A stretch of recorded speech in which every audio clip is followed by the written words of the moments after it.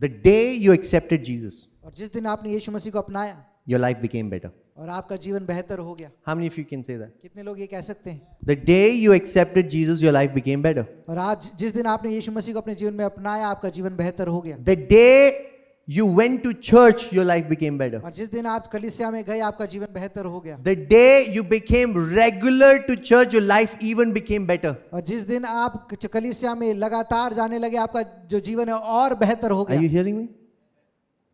The day you began to serve in the church, your life even became better. और जिस दिन आपने कलीसिया में कार्य करना शुरू कर दिया, सेवा करना शुरू कर दिया, आपका जीवन और बेहतर हो गया। What am I trying to say? I'm saying there's degrees of commitment that you can show towards the kingdom, and that degree of commitment that you show towards the kingdom will unlock favorable, unusual opportunities for you. और आप अपने परमेश्वर के राज्य में अपने commitment के स्तर में बढ़ सकते हैं और वो आपके लिए राज्य के दरवाजों को, आपके तरफदारी के दरवाजों को आपके लिए खोल देता है। But if you are here and you're just waiting to be there, but if you're not faithful here, you're not going to get there. अगर आप यहाँ पर हैं और आप यहाँ पर विश्वास योग्य नहीं है तो आप आगे उस स्थान पर नहीं जा सकते। Are you hearing what I'm saying? Does it make sense? I'm talking about how you can grow in favor, because favor is something that you can grow into. और मैं आपको ये बता रहा हूँ कि आप कैसे तरफदारी में बढ़ सकते हैं, क्योंकि तरफदारी वो है जिसमें आप बढ़ते हैं। So if you are at a degree of favor right now, you can always grow into more favor. अगर आप तरफदारी के एक स्तर पर अभी हैं तो आप तरफदारी के और स्तरों में जा सकते हैं। There is endless favor for you. और वहां पर असीमित तरफदारी अनुग्रह God आपके does लिए not है। decide how much favor you walk in. You decide how much favor you want to walk और in. परमेश्वर ये निर्णय नहीं लेता कि आप कितनी तरफदारी और अनुग्रह में चलते हैं, परंतु आप ये निर्णय लेते हैं कि आप कितने अनुग्रह में चलें। Daniel was serving at the courts. और दानियल जो है वो परमेश्वर के मंदिर में काम करता। He saw 3 kings pass by, but his position was always there. और उसने 3 राजाओं को अपने सामने देखा और वो अभी भी वहीं था। So who is greater, the king or Daniel? और कौन बड़ा है, राजा या Daniel? Oh, may the Lord keep you in positions where you will be established and kings will pass. और परमेश्वर आपको ऐसे स्थान पर स्थापित करे जहां पर राजा आपके सामने से निकले। Amen. So grace, favor can be found. Favor can be discovered. Favor can be learned. और अनुग्रह और जो तरफदारी है उसको खोजा जा सकता है, उसको ढूंढा जा सकता है, उसको सीखा जा सकता है। Amen. It is your attitude that determines it. और ये आपका स्वभाव है जो वो निर्धारित करता Your है। attitude will determine it. वो स्वभाव आपका निर्धारित You know, करेगा। I did my engineering 2010. I passed out as an engineer. और 2010 में मैंने अपने इंजीनियरिंग की पढ़ाई को पूरा किया। And I came back home and I was serving in my church as a musician. और मैं वापस आया और अपने कलीसिया में मैं एक म्यूजिशियन के रूप में सेवा कर रहा था। Because that's all that I knew.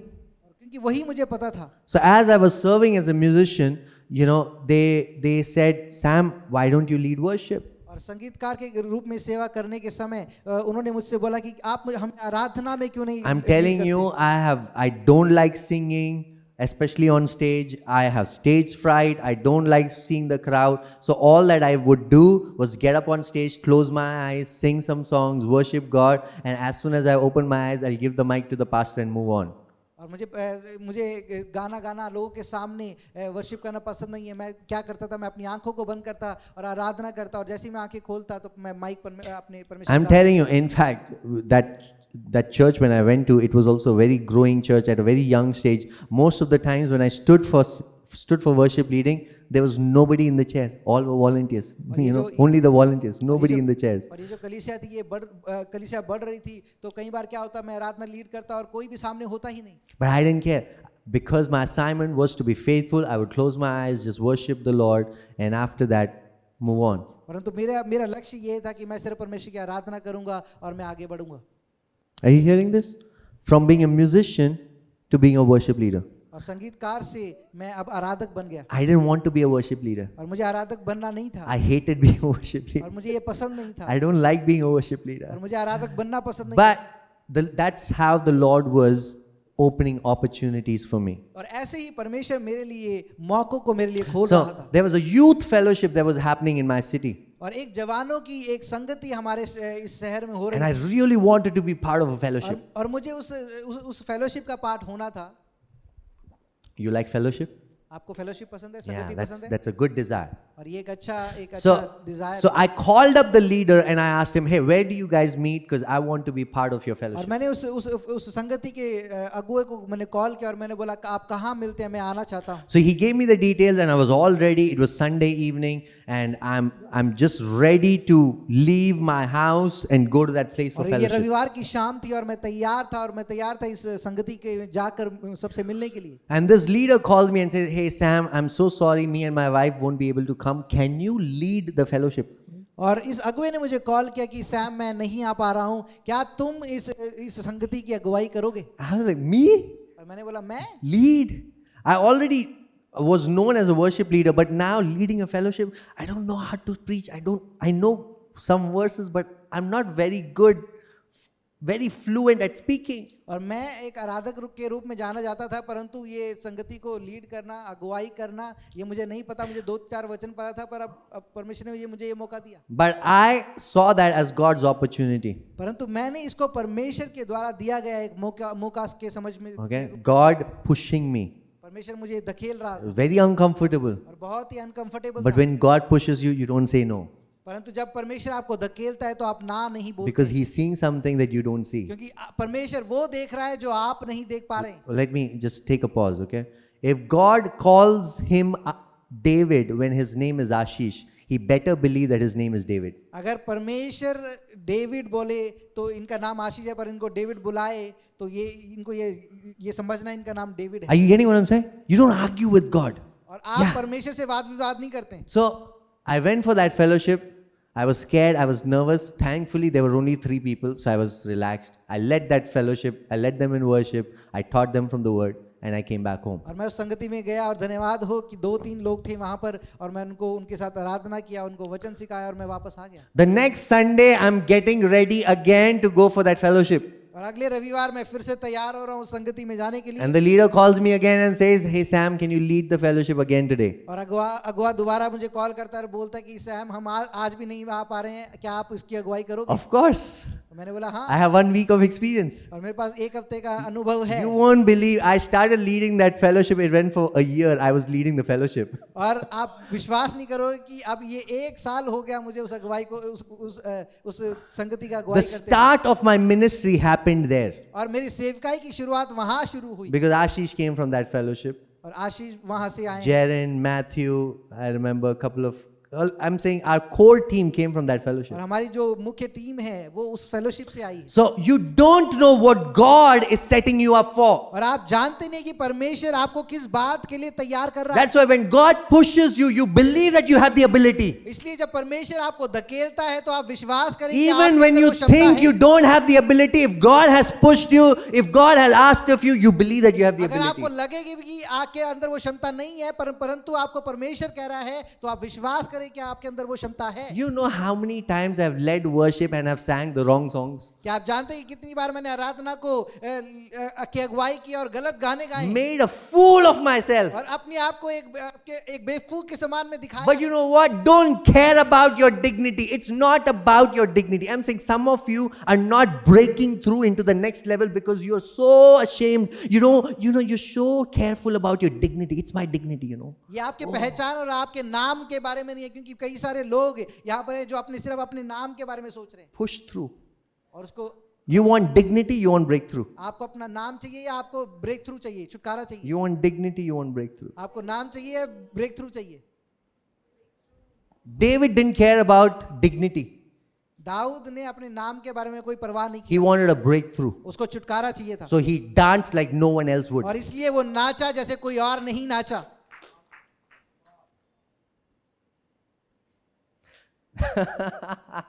See, what I'm trying to tell you is you can find grace in His presence. और मैं आपको ये बताने की कोशिश कर रहा हूँ कि परमेश्वर की उपस्थिति में आप अनुग्रह को प्राप्त कर सकते हैं। But what determines that you find it is your attitude. और ये क्या ये डिटरमिन करता है कि आप उसको ढूंढ पाएंगे? वो Your है आपका स्वभाव attitude, your attitude. और आपका स्वभाव। If you are humble अगर आप नम्र हैं and you want to learn और आप सीखना चाहते and हैं you want to receive, और आप प्राप्त करना चाहते you हैं want to और unlearn, आपको सीखना कम करना चाहते हैं, जो नहीं, सीखा उसको छोड़ना चाहते हैं हाँ, and you want to relearn, और आपको दोबारा सीखना चाहते हैं then you will find grace. और फिर आप अनुग्रह को प्राप्त करेंगे। Amen.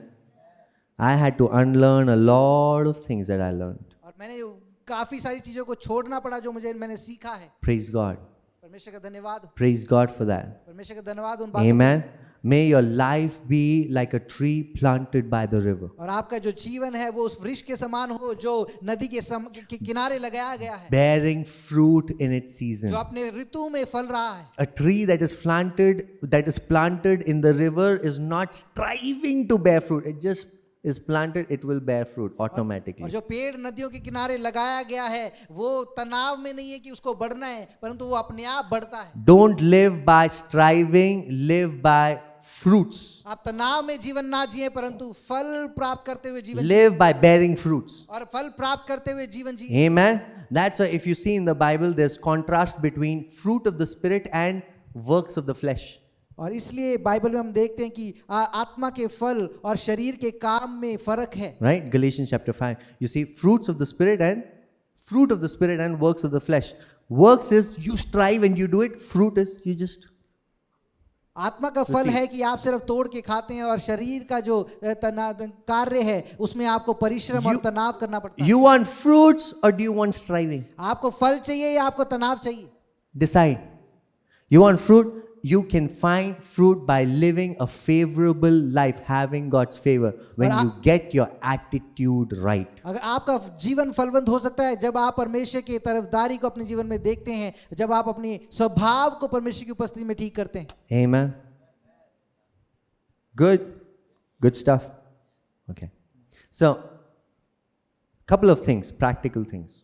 और कुछ जो प्रैक्टिकल बातें, Your physical posture matters. आपका जो शारीरिक अवस्था है वो महत्वपूर्ण है। When you are at church, when you are hearing the word, or you know, even when if you're hearing a podcast, your physical posture matters. और आप जब कलीसिया में हैं परमेश्वर के वचन को सुन रहे हैं, इवन आप घर पे जब हैं और परमेश्वर के वचन को सुन रहे हैं, आपका जो शारीरिक अवस्था है वो महत्वपूर्ण है। Do you know what's the meaning of integrity? क्या आप जानते हैं कि इंटेग्रिटी का मतलब क्या है? Integrity means are you honest even when nobody is there? इसका मतलब ये है कि क्या आप सच्चे हैं जब कोई भी आपको नहीं देख रहा है? Just because people are there, you have a good posture, but then you know when nobody that's integrity, because integrity is irrespective of anybody being there in the room. Your attitude to hear God's word is like super high. जब आपको लोग देख रहे हैं तो आप एक तरह से बर्ताव करते हैं, परंतु जब कोई नहीं देख रहा है तो आप अलग तरह से बर्ताव करते हैं। पर यहाँ पर आप देखते हैं कि ये अलग है। Amen.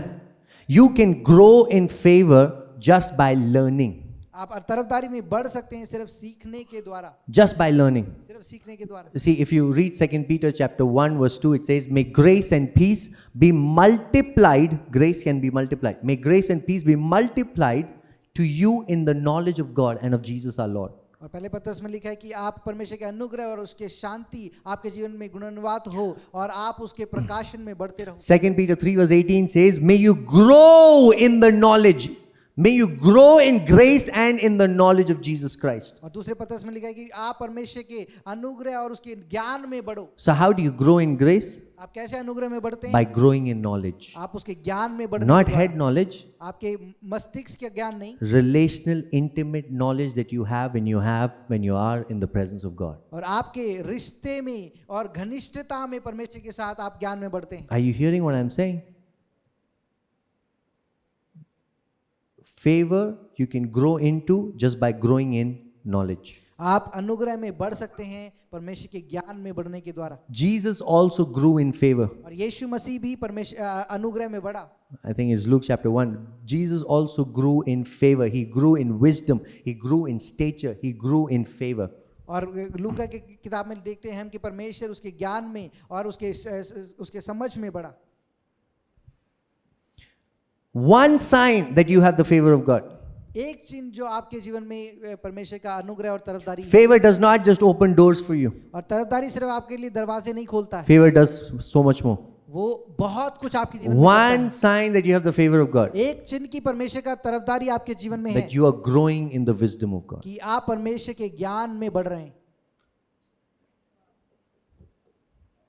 One sign that you're growing in the favor of God is that you're growing in the wisdom of God. एक चिन्ह कि आप परमेश्वर के अनुग्रह और तरफदारी में बढ़ रहे हैं वो ये है कि आप परमेश्वर के ज्ञान में बढ़ रहे हैं। The currency of favor is wisdom.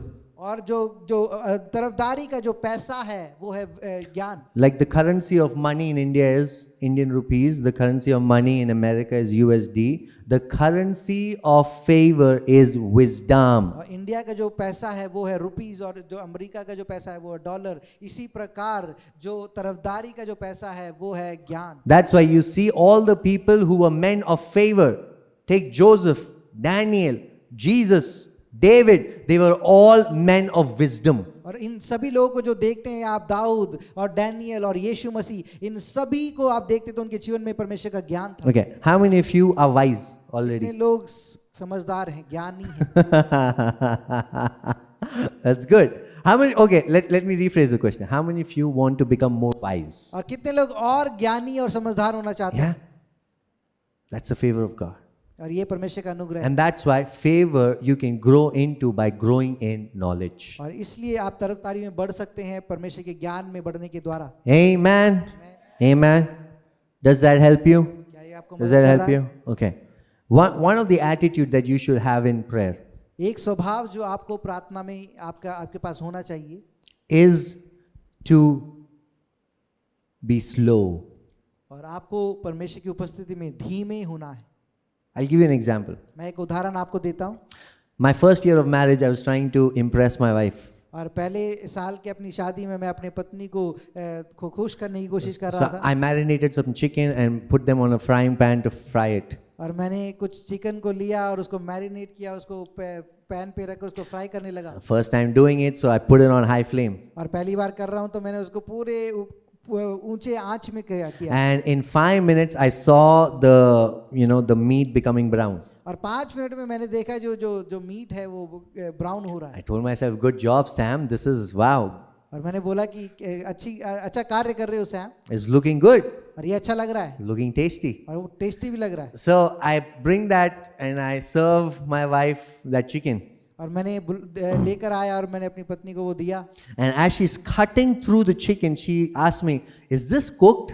और जैसे वो उस चिकन को काट रहे थे तो उन्होंने मुझसे पूछा क्या ये पक चुका है? In my head, I'm thinking, first of all, I'm cooking, and then you have criticism.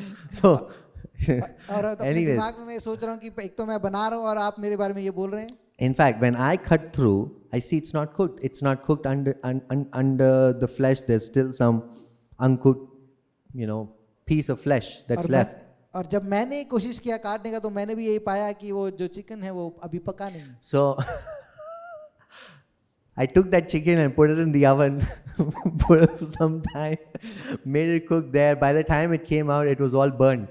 और मैंने दोबारा उस चिकन को लिया, उसको ओवन में डाला और उसको पकाने की कोशिश की और जब वो बाहर आया तब तक वो जल चुका था। What I learned was और मैंने क्या सीखा the art of slow cooking. कि आप धीमे आंच पे पकाने का जो क्रिया है वो, The art of slow cooking. Slow cooking is better than fast cooking. और धीमे आंच पे पकाना ऊंचे आंच पे पकाने से बेहतर Because slow cooking not only cooks the meat properly inside, but it will also retain your nutrients. क्योंकि जब कम आंच पर आप पकाते हैं तो वो आपके जो चिकन है उसको अच्छा ही नहीं बनाता परंतु उसको स्वादिष्ट भी बनाता है।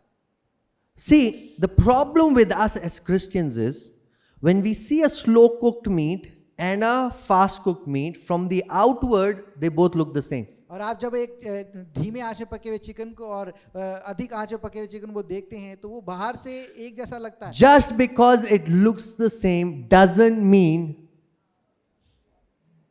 it's cooked the same. और क्योंकि वो एक जैसा दिख रहा है उसका मतलब ये नहीं है कि उसको एक ही तरीके से पकाया गया है। That's why the Bible says, "Oh, taste and see." और इसलिए बाइबल बोलती है कि चख कर देखो। If your life is bitter, अगर आपका जीवन कड़वा है that means इसका मतलब ये है there's something that you can do about it to make it sweet. कि आप कुछ कर सकते हैं कि आप अपने जीवन को स्वादिष्ट बनाएं। You're not eating the fruit. So when you're in the presence, take it slow. जब आप उसकी उपस्थिति में है तो आप धीमे चलें। When you are in prayer, take it slow. जब आप प्रार्थना में है तो धीमे चलें। After you have, made all the requests that you have done, take time to hear what God is saying. जब आपने अपने सारे जो प्रेयर के जो पॉइंट्स हैं वो परमेश्वर के सामने रख दी हैं तो उसके बाद समय बिताएं परमेश्वर की आवाज को सुनने के लिए। Prayer is a conversation, two-way conversation. और जो प्रार्थना है वो एक वार्तालाप है। But some of our prayers is just one-sided. पर कईयों की हमारी प्रार्थना जो है वो एक ही तरफ से है। You don't call it prayer, you call it blabbering. और आप उसको प्रार्थना नहीं बोलेंगे, उसको आप बड़बड़ाना बोलते हैं। Prayer, you have conversation. और प्रार्थना में आप वार्तालाप करते हैं। So after you've shared, you wait for him to share. जब आपने अपना बांट दिया तो अब आप इंतजार कर रहे हैं कि परमेश्वर की आवाज को सुने। That's why you need to take it slow and you need to have some time where you're just hearing God. And as God is speaking to you, you make a note of it. You record it, you write it, you record it somewhere. और आप इसलिए प्रार्थना में धीमे चलते हैं क्योंकि जब आपने जब अपना बोल दिया है तो उसके बाद आप इंतजार कर रहे हैं परमेश्वर के सुनने के लिए और आप लिखते हैं जो भी परमेश्वर बोल रहा है। In fact, prayer and word, reading the word should go together. और आपके जो प्रार्थना है और वचन है वो एक साथ होना चाहिए। Because one of the primary ways how God speaks is through the word. क्योंकि सबसे बहुमूल्य चीज जो परमेश्वर बोलता है, जो मुख्य बात जो परमेश्वर बोलता है वो अपने वचन से बोलता है। Amen. That's why don't be so quick just to finish your prayer and move into the next item in the agenda. और इसलिए जल्दीबाजी में ना रहे कि प्रार्थना खत्म करके कुछ और करने में। Take it slow. आप धीमे चलें। Hear God's word. परमेश्वर की आवाज Because that word for you is a fresh manna. क्योंकि जो वो वचन आप सुन रहे हैं वो आपके लिए एक ताजा मन्ना के समान God है। can give you fresh manna every day. और परमेश्वर आपको हर दिन ताजा मन्ना दे God सकता can है। give you a manna for today, fresh word for today. और परमेश्वर आपको आज के लिए ताजा मन्ना दे सकता है। Jesus said, pray like this, give us our daily bread. He was not talking about multi-grain bread, he was talking about this bread. और यीशु मसीह ने जब कहा कि हमें दिन भर की रोटी आज हमें दे, इसका मतलब वो नहीं कि आपको मल्टीग्रेन ब्रेड मिले, परंतु परमेश्वर का वचन प्राप्त हो।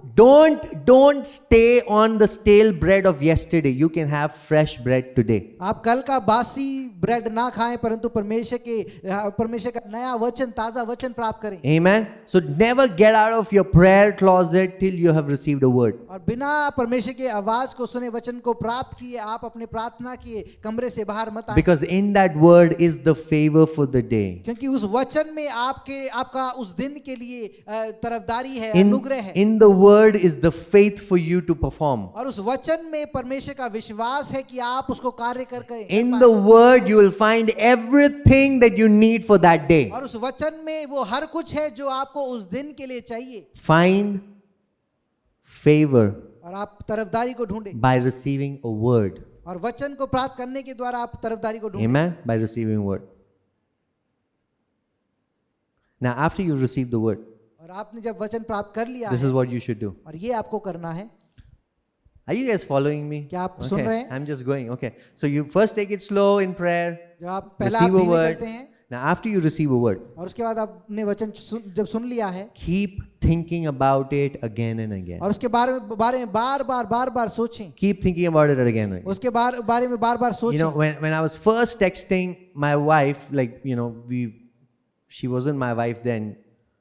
She was a potential wife. Yeah. So when I was first texting, I was pretty nervous. जब मैं पहली बार अपनी पत्नी को जब मैं मैसेज कर रहा था तो मैं काफी तनाव में था। And we wouldn't text so often. So any word that she would say or any phrase that she would say, I would keep meditating on it again and again. और हम ज्यादा बात नहीं करते थे, इसलिए जब भी वो कोई मैसेज भेजते तो उसके ऊपर मैं बार मनन करता। Good morning, how are you? Good morning, how are you? I'm just meditating on that same word again and again. Why? Because I'm really excited for what she has to say. और मैं उनके उस message पे बार मनन करता क्योंकि मैं उत्साहित ही हूँ क्या जो उन्होंने बोला है उसके बारे में। So when you receive a word from the Lord, keep meditating it day and night. The same day, keep meditating it. जब आप परमेश्वर से आवाज को सुने तो उसके ऊपर रात दिन मनन करें।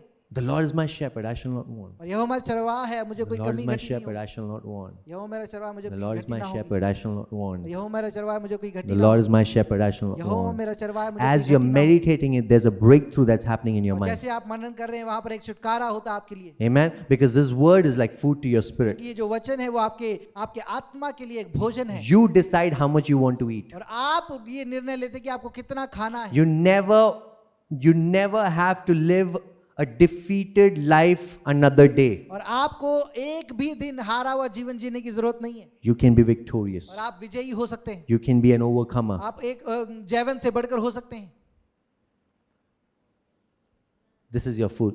ये आपका भोजन है। Amen. Amen. Amen. God, you know, there are 7,000 promises in the Bible. और बाइबल में 7,000 वायदे हैं। If there are 7,000 promises in the Bible, that definitely shows God's heart towards us. और अगर 7,000 वायदे इसमें है, इसका मतलब परमेश्वर का हृदय हमारे लिए है। God wants us to live healthy. God wants us to live prosperous. God wants us to live stress-free life. God wants us to live in peace, in joy. There are 7,000 promises that indicates और that. परमेश्वर चाहता है कि हम शांति और आनंद में रहें, समृद्धि में रहें और हम बढ़ते रहें। ये परमेश्वर के वायदे हमारे लिए हैं। Just because you carry the Bible full of promises doesn't mean these promises will happen to you. क्योंकि आपके पास बाइबल है जो वायदे से भरा है, इसका मतलब ये नहीं कि वो आपके जीवन में होगा। That promise from the Bible needs to become your promise. वो वायदा जो बाइबल में है वो आपका होना जरूरी It है, needs to become your word. और ये आपका वचन होना जरूरी है। It needs to move from the Bible. It needs to come into your और heart. उसको बाइबल से निकलकर आपके हृदय में आना जरूरी Are है। you hearing this? आप सुन That's रहे what I'm saying. My agenda for reading the Bible is not to finish the Bible. और मेरा जो लक्ष्य है बाइबल को पढ़ने का वो ये नहीं कि मैं बाइबल को पूरा That's why there could be passages that I haven't read ever.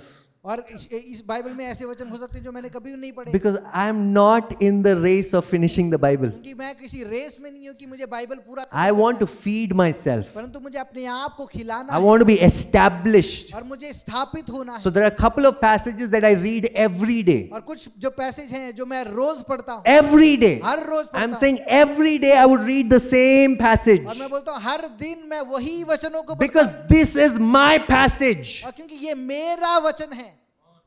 Come on, This is my passage. ये मेरा वचन है। So I read Deuteronomy 28 every day. 1 to 13 I read every day. और मैं व्यवस्था विवरण 28 1 से 13 रोज पढ़ता हूँ, Because it talks about the blessing of the law. कि वो परमेश्वर की आशीषों के बारे में बात I'll करता है। read Psalms 1 every day. और मैं भजन संहिता 1 रोज पढ़ता हूँ, Because it talks about his delight is in the law of the Lord, the blessing of staying in God's word. और वो परमेश्वर की उपस्थिति में रहने की आशीष के बारे में बताता है। I read Psalms 23 every day. और मैं भजन संहिता 23 रोज पढ़ता हूँ, Because it is a blessing of being a sheep and having a shepherd over your और life. क्योंकि वहां पे आशीष है एक भेड़ होने में और अपने ऊपर एक चरवावा होने में। I would read Psalms 91 every day because it is a blessing of protection that is upon your मैं life. भजन संहिता 91 रोज पढ़ता हूँ क्योंकि उसमें परमेश्वर की सुरक्षा जो हमारे ऊपर है उसके बारे में लिखा I'll है। read Isaiah 54 from verse 1 to 5 every day because I want to sing and I want to rejoice in the Lord. और मैं यशायाह 55 में रोज पढ़ता हूँ क्योंकि मैं परमेश्वर के लिए गाना और चाहता हूँ, आराधना करना चाहता हूँ। I will read Ephesians 1 verse 3 to 14 every day just to remind myself all the blessings that I've already received in Christ. और मैं इफिसियों 1 का 3 से 17 पढ़ता हूँ क्योंकि मैं परमेश्वर के उस आशीषों को मैं फिर से याद करना चाहता हूँ जो परमेश्वर ने मुझे दिए। I read 2 Corinthians 5 17 to 21 every day just to remind myself I'm a new creation. और मैं 2 कोरिन्थियों 5 का 17 से 21 में पढ़ता हूँ क्योंकि मैं अपने आप को याद दिलाना चाहता हूँ कि मैं एक नया मनुष्य हूँ। And finally, I read Romans chapter 8 because it's like the gospel concised. और मैं अंत में रोमियो 8 पढ़ता हूँ क्योंकि वो जो सुसमाचार है वो एक छोटे रूप में उसमें दिया है। Reading all of these passages takes 18 minutes. I'm telling you, और- even if you read it slow, really slow, it will still take 18 और इन minutes. सब वचनों को पढ़ने में सिर्फ 18 से 20 मिनट लगते हैं। But in चाहे आप धीरे 18 पढ़ें। minutes, I'm being established in the same truth again और इन and 18 again and again and again. और इन 18 मिनटों में मैं उन्हीं वचनों में फिर से स्थापित हो रहा हूँ, बार बार। So if there's any lie that have entertained by the devil, it gets washed off, it gets pruned off. Why? Because I'm being established in the truth again and again अगर and मैंने again. शैतान के किसी झूठ को अपने जीवन में आने दिया है तो ये वचन मेरे जीवन को शुद्ध करता है और उस झूठ को निकालता है क्योंकि मैं उसमें दोबारा स्थापित हो रहा हूँ बार। Only if I have done this, then I move to something that I have not read. और ये करने के बाद ही मैं कुछ ऐसे वचनों को पढ़ता हूँ जो मैंने कभी नहीं What I'm trying to say is, let not your Bible reading come with an agenda of finishing it. Let it come with the agenda of hearing Him. और मैं बात ये बताने की कोशिश कर रहा हूँ कि आपका ये लक्ष्य ना होने पाए कि आपको सिर्फ बाइबल खत्म करना है, परंतु आपको परमेश्वर की आवाज को सुनना है Hear Him. और उसको सुने hear his word. और उसके वचन को सुने, Because one word from him can change your life. क्योंकि एक वचन उसके द्वारा आपके जीवन को बदल सकता है। One word from him in 2012 changed the entire direction of my life. और एक वचन जो परमेश्वर के द्वारा मुझे 2012 में मिला, वो उसने मेरे जीवन के दिशा को बदल दिया। If you had known me before 2012, you would have seen a person who was shy, timid, fearful, but today the Lord has blessed us. अगर आप 2012 में मुझसे मिलते तो आप एक ऐसे मनुष्य को मिलते जो शर्माता है, जो बहुत ही टिमिड है, कमजोर है। But do you see me as shy, timid? No. Yeah. क्या आप That's what मुझे I'm अभी saying. The वैसा Lord has देखते हैं? blessed us.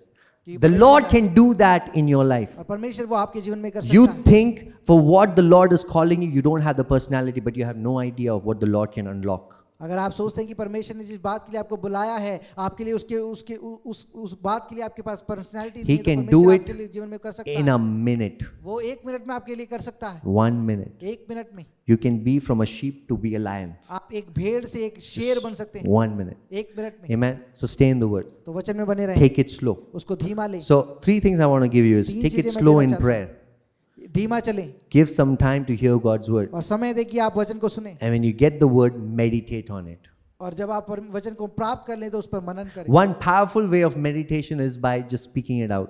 एक सामर्थ्य तरीका जिससे आप मनन कर सकते हैं वो है अपने मुंह से Because बोलने you के have द्वारा। so many thoughts in your head that is bombarding, there's so much of confusion. So when you speak it out, you're basically prioritizing that thought above every other thought. और क्योंकि आपके मन में बहुत सारे विचार हैं जो आपके दिमाग में चल रहे हैं, तो जब आप अपने मुंह से बोलते हैं तो उस विचार को आप बाकी विचारों से ऊपर रखते हैं। So if the word that you've received is the Lord is my shepherd, I shall not want, I'm telling you, trust me, that word is enough for that day. अगर आपने परमेश्वर के वचन को सुना कि परमेश्वर तो यहोवा मेरा चरवाहा है, मुझे कोई घटी नहीं होगी, तो उस दिन के लिए वो वचन आपके लिए काफी है। When I would walk down the streets and I know that there are some street dogs somewhere here and there, they can always prowl, I would always quote, though I walk through the valley of shadow of death, I will fear no evil, for you are with me. There's something that does to your heart. अगर मैं road से चलता हूँ और कोई कुत्ते भौंक रहे हैं तो मैं उस वचन को याद करता हूँ कि चाहे मैं अंधकार से बड़ी तराई पे चलूं तो भी मैं किसी हानि से नहीं डरूंगा। Okay, what am I trying to say? Is like when you face the challenge for that day,